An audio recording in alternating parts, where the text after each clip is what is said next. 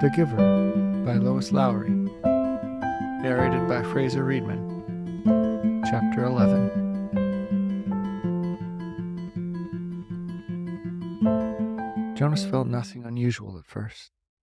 He felt only the light touch of the old man's hands on his back. He tried to relax, to breathe evenly. The room was absolutely silent, and for a moment, Jonas feared that he might disgrace himself now, on the first day of his training, by falling asleep. Then he shivered. He realized that the touch of the hands felt suddenly cold. At the same instant, breathing in, he felt the air change, and his very breath was cold. He licked his lips, and in doing so, his tongue touched the suddenly chilled air. It was very startling, but he was not at all frightened now. He was filled with energy, and he breathed again, feeling the sharp intake of frigid air. Now, too, he could feel cold air swirling around his entire body. He felt it blow against his hands where they lay at his sides and over his back. The touch of the man's hands seemed to have disappeared. Now he became aware of an entirely new sensation. Pinpricks? No, because they were soft and without pain. Tiny, cold, feather-like feelings peppered his body and face. He put out his tongue again and caught one of the dots of cold upon it. It disappeared from his awareness instantly, but he caught another and another. The sensation made him smile. One part of his consciousness knew that he was still lying there, on the bed, in the annex room, yet another, separate part of his being was upright now, in a sitting position, and beneath him he could feel that he was not on the soft decorated bed covering at all, but rather seated on a flat, hard surface. His hands now held, though at the same time they were still motionless at his sides, a rough, damp rope. And he could see, though his eyes were closed. He could see a bright, whirling torrent of crystals in the air around him, and he could see them gather on the backs of his hands like cold fur. His breath was visible. Beyond, through the swirl of what he now somehow perceived was the thing the old man had spoken of, snow, he could look out and down a great distance. It was up high someplace. The ground was thick with the furry snow, but he sat slightly above it on a hard, flat object. Sled, he knew abruptly. He was sitting on a thing called sled, and the sled itself seemed to be poised at the top of a long, extended mound that rose from the very land where he was. Even as he thought the word mound, his new consciousness told him hill. Then the sled, with Jonas himself upon it, began to move through the snowfall, and he understood instantly that now he was going downhill. No voice made an explanation. The experience explained itself to him. His face cut through the frigid air as he began the descent, moving through the substance called snow, on the vehicle called sled, which propelled itself on what he now knew without doubt to be runners. Comprehending all of those things as he sped downward, he was free to enjoy the breathless glee that overwhelmed him. The speed, the clear, cold air, the total silence, the feeling of balance and excitement and peace. Then, as the angle of incline lessened, as the mound, the hill, flattened, nearing the bottom, the sled's forward motion slowed. The snow was piled now around it, and he pushed with his body, moving it forward, not wanting the exhilarating ride to end. Finally, the obstruction of the piled snow was too much for the thin runners of the sled, and he came to a stop. He sat there for a moment, panting, holding the rope in his cold hands. Tentatively he opened his eyes, not his snow hill sled eyes, for they had been open throughout the strange ride. He opened his ordinary eyes, and saw that he was still on the bed, that he had not moved at all. The old man, still beside the bed, was watching him. "How do you feel?" he asked. Jonas sat up and tried to answer honestly. "Surprised," he said after a moment. The old man wiped his forehead with his sleeve.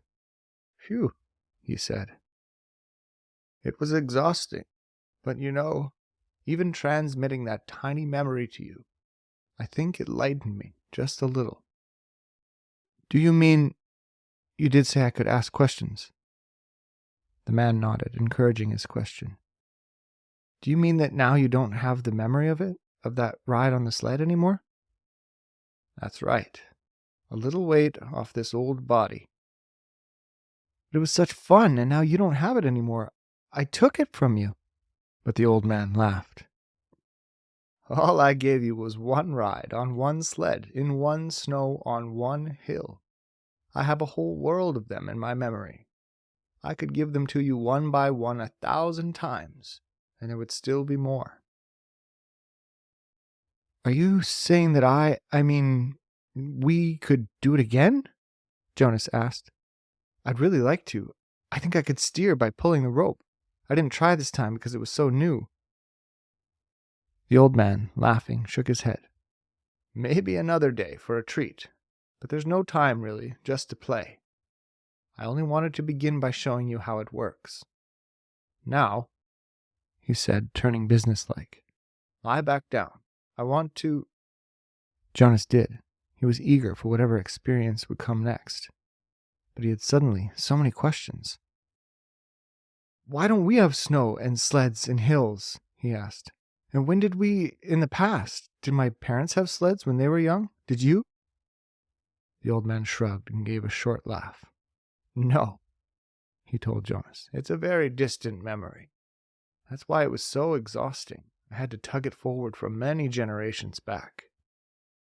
It was given to me when I was a new receiver, and the previous receiver had to pull it through a long time period, too." "But what happened to those things, snow and the rest of it?" "Climate control. Snow made growing food difficult, limited the agricultural periods. And unpredictable weather made transportation almost impossible at times. It wasn't a practical thing, so it became obsolete when we went to sameness. And hills, too," he added. "They made conveyance of goods unwieldy. Trucks, buses, slowed them down. So—" He waved his hand as if a gesture that caused hills to disappear. "Sameness," he concluded. Jonas frowned. "I wish we had those things still, just now and then." The old man smiled. "So do I," he said. "But that choice is not ours." "But, sir," Jonas suggested, "since you have so much power—" The man corrected him. "Honor," he said firmly. "I have great honor, so will you. But you will find that that is not the same as power. Lie quietly now. Since we've entered into the topic of climate, let me give you something else. And this time I'm not going to tell you the name of it, because I want to test the receiving. You should be able to perceive the name without being told. I gave away snow and sled and downhill and runners by telling them to you in advance, without being instructed." Jonas closed his eyes again. He felt the hands on his back again. He waited. Now it came more quickly, the feelings. This time the hands didn't become cold, but instead began to feel warm on his body. They moistened a little. The warmth spread, extending across his shoulders, up his neck, onto the side of his face. He could feel it through his clothed parts, too, a pleasant all-over sensation. And when he licked his lips this time, the air was hot and heavy. He didn't move. There was no sled. His posture didn't change. He was simply alone someplace, out of doors, lying down, and the warmth came from far above.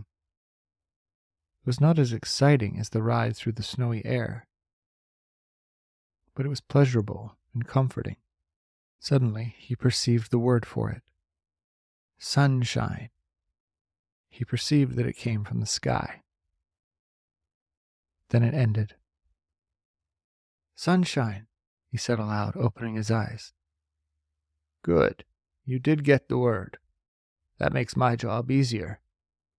Not so much explaining." "And it came from the sky." "That's right," the old man said. "Just the way it used to." Before sameness, before climate control, Jonas added. The man laughed. You receive well and learn quickly. I'm very pleased with you. That's enough for today, I think. We're off to a good start. There was a question bothering Jonas. Sir, he said, the chief elder told me, she told everyone, and you told me too, that it would be painful, so I was a little scared, but it didn't hurt at all. I really enjoyed it. He looked quizzically at the old man. The man sighed. I started you with memories of pleasure. My previous failure gave me the wisdom to do that. He took a few deep breaths. Jonas, he said, it will be painful, but it need not be painful yet. I'm brave, I really am. Jonas sat up a little straighter. The old man looked at him for a moment. He smiled. I can see that, he said. Well, since you asked the question, I think I have enough energy for one more transmission. Lie down once more. This will be the last today. Jonas obeyed cheerfully. He closed his eyes, waiting, and felt the hands again. Then he felt the warmth again, the sunshine again, coming from the sky of this other consciousness that was so new to him. This time, as he lay basking in the wonderful warmth, he felt the passage of time. His real self was aware that it was only a minute or two, but his other, memory-receiving self felt hours pass in the sun. His skin began to sting. Restlessly, he moved one arm, bending it, and felt a sharp pain in the crease of his inner arm at the elbow. Ouch, he said loudly, and shifted on the bed. Ow, he said, wincing at the shift. And even moving his mouth to speak made his face hurt. He knew there was a word, but the pain kept him from grasping it. Then it ended. He opened his eyes, wincing with discomfort. It hurt, he told the man, and I couldn't get the word for it. It was sunburn, the old man told him. It hurt a lot, Jonas said, but I'm glad you gave it to me. It was interesting. And now I understand better what it meant, that there would be pain. The man didn't respond. He sat silently for a second. Finally, he said, Get up now. It's time for you to go home. They both walked to the center of the room.